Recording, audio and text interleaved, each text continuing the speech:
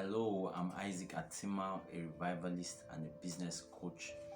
I'm excited sharing this with you. I'll be talking about passion. Passion. Now, passion in business, passion in leadership, passion in destiny is very key because just the way there is fuel in fire, what fuel is to fire is what passion is to any endeavor in life, right? Because eventually, what is going to determine your consistency, your focus, your sacrifice, your commitment would be passion.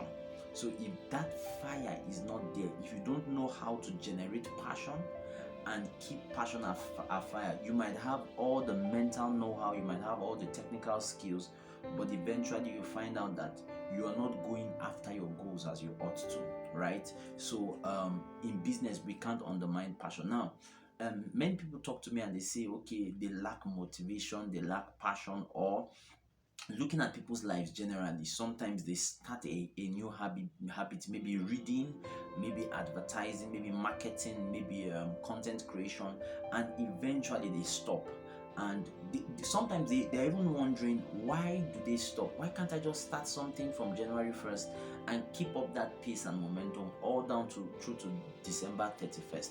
Why do I always fail and fall short in my passion?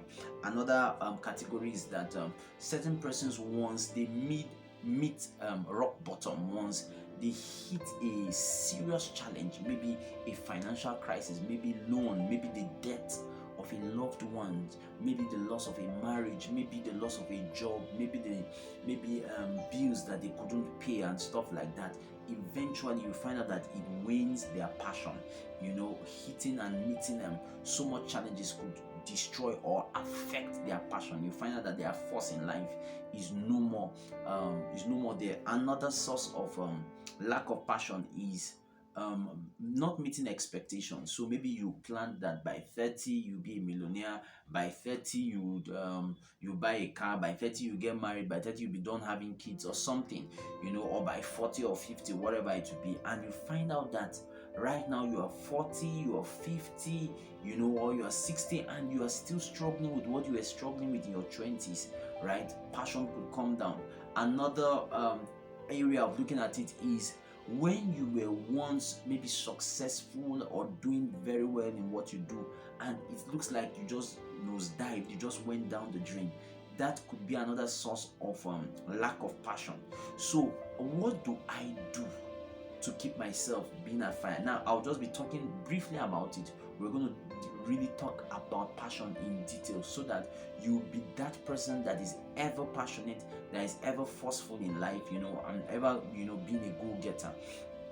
Now, for me, I feel the first challenge about passion is purpose and calling, right? If you want to be passionate, you must resolve within your heart what is your calling, what is your purpose, what is your assignment, right? If you just do anything for the sake of doing that thing, eventually you might get tired of it. You see, when you begin to meet challenges, when you begin to meet issues, and there is no great man in life that has ever succeeded without meeting challenges and even surmounting them, right? So it's not so much about the problems you meet, it's just about having the grit and the capacity to overcome and surmount those challenges. So number one is purpose, calling. Have you discovered a calling in that thing? Have you discovered your calling, your purpose? Don't just do it for money. Be able to see the connection between your business, that shop, and your calling. Maybe you are called to help orphans, you are called to help the fatherless, you are called to help the widows, right? You should be able to see that if I do well in business and make money, right, I'll be able to have those proceeds take care of these orphans and fatherless and widows. So the major problem is that we disjoint our pursuits and our endeavors from purpose. Once there's no purpose, there won't be passion. The second thing is your interest. What are you really interested in doing? So have you found something that you're interested in doing? Have you taken note of what you really love, right? Let's not talk about you doing a business out of it now. what you have you really sat down and found out what you really love? Like me, I love to teach, I love to impact people, I love to see people's lives changed. That's my passion, right? So have you found out your interest? Have you found out what you are interested in doing? Then create a business around it, create a system around it, right? We'll get into that. Then the third thing that would be your source of passion, and for me, this is one of the most practical and this is one of the most realistic, is goal setting. Goal setting. If you can just find out what you really need. Okay, the way I talk about goals initially, many years back, I just thought goals is just about looking for any figure from the sky and saying, okay, I want to make 1 million in 6 months, or I want to make 1 million in 5 years, right? You just, for why, you don't have a why. But I now found out how to generate goals. So you itemize.